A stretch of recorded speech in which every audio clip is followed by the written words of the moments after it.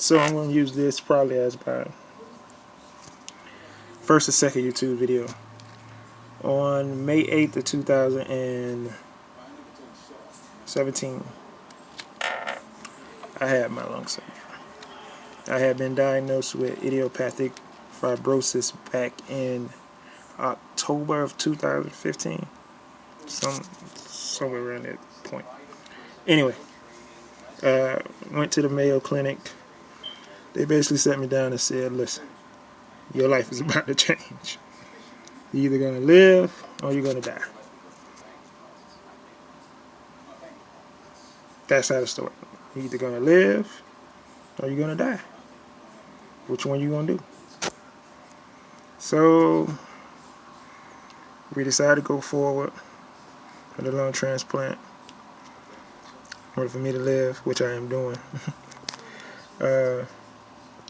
At the time, I was in love with someone, and I didn't know what to do, because this right here was going to be a journey, and I didn't know if I wanted them on that journey with me, or if I wanted them to live their life, because I didn't know whether I was going to be alive or not.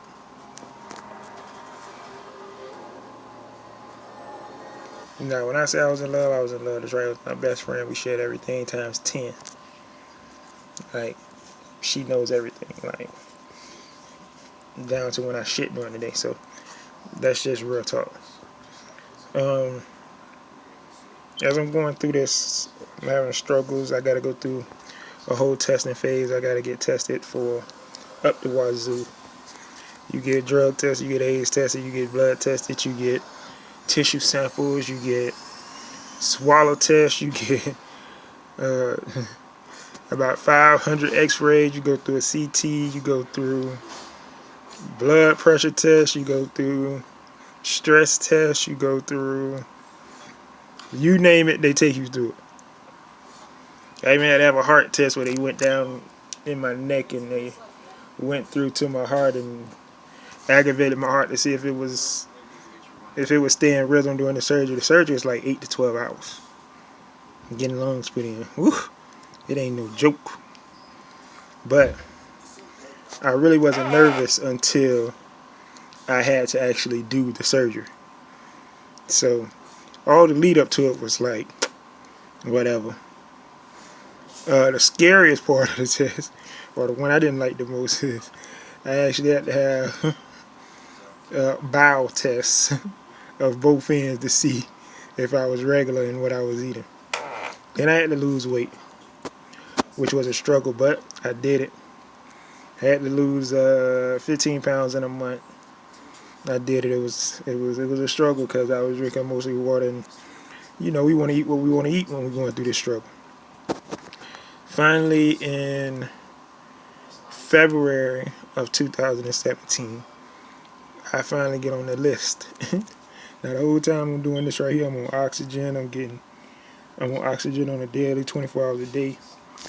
I can't get out of bed, can't go to sleep without having a tube up my nose. That was the struggle. But I got a machine going 24/7 at the house. All this stuff. So, about February, I want to say, we go up to Jacksonville, we go up there for a few days, and they decided to put me on the list. Cool. Now, you got pre-rehab before you even start the surgery, which means you're going to go to physical therapy, checks, x-rays, blood tests, every week, 3 days a week. I'm in Jacksonville, taking my mama through it. So she was there through that struggle. I love her for it. So 3 days a week we in Jacksonville. We 2 days 1 week, 3 days another week. We doing physical therapy, we working out, we losing weight, we eating right, we eating healthy. May 7th. May 7th? May 7th was a Sunday. I never forget it. I never forget it because this day I wasn't expecting to get this call. It was the most boring day ever. Ever. Bro, what happened that day was I was supposed to do something with somebody. I went and dropped my mother off somewhere. Then I went and did what I had to do, and I was running around doing what I had to do, whatever may be the case. So I came back home. I got home about maybe about 5, maybe 6 o'clock, somewhere around there. The sun was still up. I know that. I'm sitting in the car, and the ice cream man come down the street. Now, there's a part of the story that don't make no sense, but I got to put it in there because I think it was part of my blessing or whatever may be the case. So the ice cream man comes down the street, and I decided to get some ice cream. Now, why I decided to get this ice cream, I don't know. I've never bought the ice cream truck. Never. But I decided to get some strawberry shortcakes that day and a chocolate eclair. So I bought this stuff, and then I'm sitting there and I got some money in my pocket, and this little boy is struggling to even hold up the bike that he's standing on. He ain't got on no belt, no nothing. But he wants something from the ice cream truck. So he got 50 cents. 50 cents nobody nothing off the ice cream truck nowadays. So I said, man, get what you want. Whatever you want, get it. He was like, I want a soda, I want some potato chips. He got ice cream. It was about $3, $4, $5, something like that. I paid for it, whatever. I came in the house, I put the ice cream in the freezer. Ain't think nothing else of it. Came in the room, started watching movies and stuff like that, and I fell asleep.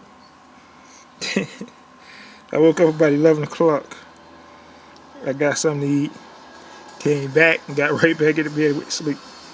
Got the phone call about 2 o'clock in the morning, 2, 3 o'clock in the morning. Dr. Alvarez. Hello, Mr. Brooks. I'm having sleep. Yeah, what's going on? We got some lungs for you. Now, I gotta warn you that the person has these are high risk lungs. What that means is the person has had some issues in their life. They may have they're good lungs, but they may have been in prison, slept with prostitutes. They may have had a physical run-in with somebody. They may have been a fighter, or they may have used drugs in the past. Whatever may be the case.